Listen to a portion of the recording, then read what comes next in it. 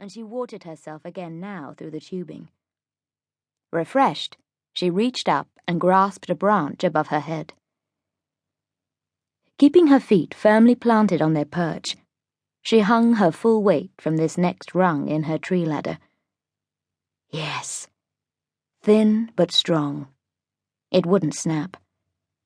She eyed another likely hand branch, slightly higher than the first. That one, there.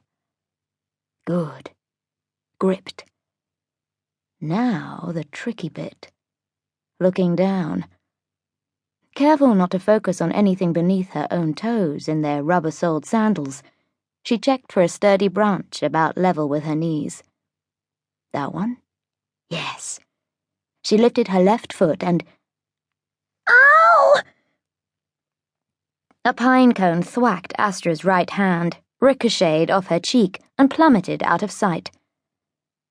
For a terrible second, Astra's knees weakened and her fingers loosened their hold on their branches. But though her hands stung and throbbed, and her heart was drilling like a woodpecker in her chest, she was still, praise Gaia, clinging to the tree. Breathing hard, Astra withdrew her left foot to safety and clamped her arms around the trunk.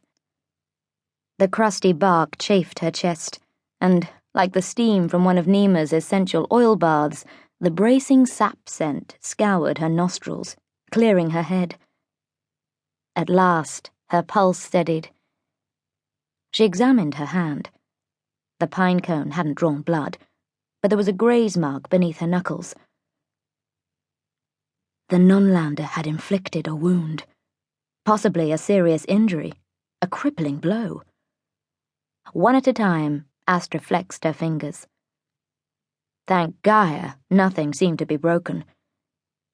She'd been aiming to kill or maim, hoping to knock Astra clean out of the tree. But the untrained, undisciplined girl had managed only a superficial scratch.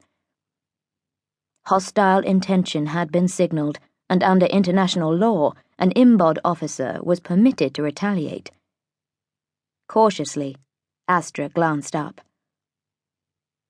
The row of toes was still visible. So was the ball of the girl's foot. Ha! Her assailant couldn't go any higher. Maybe Astra couldn't either, but if she was a boundary constable now, charged with the sacred duty to defend Islan's borders from criminals and infiltrators, one way or another, she was going to win. First, she needed to gather strength and take her bearings. Arm curled around the tree, she surveyed the terrain.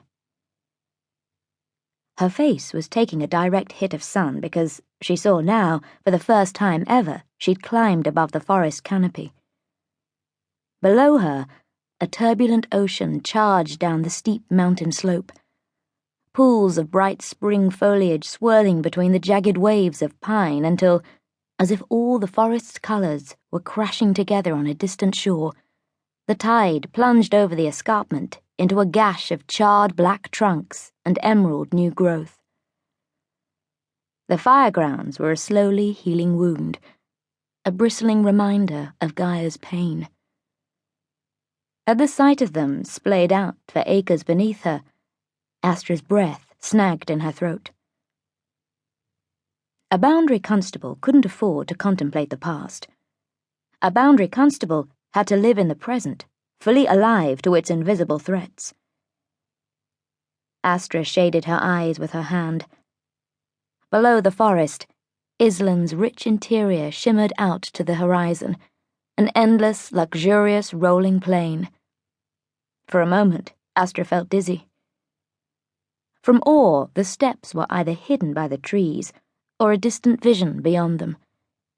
Here, they sprawled on and on, like... She regained her focus. Like the crazy quilt on Claw and Nima's bed, stuffed with a cloud-puffed sky. Yes, the fields below her were like countless scraps of gold hemp cloth, chocolate velvet, jade linen. Fancy dress remnants stitched together with sparkling rivers and canals, and embroidered with clusters of homes and farms, the many communities that worked the steppes' detoxified soil.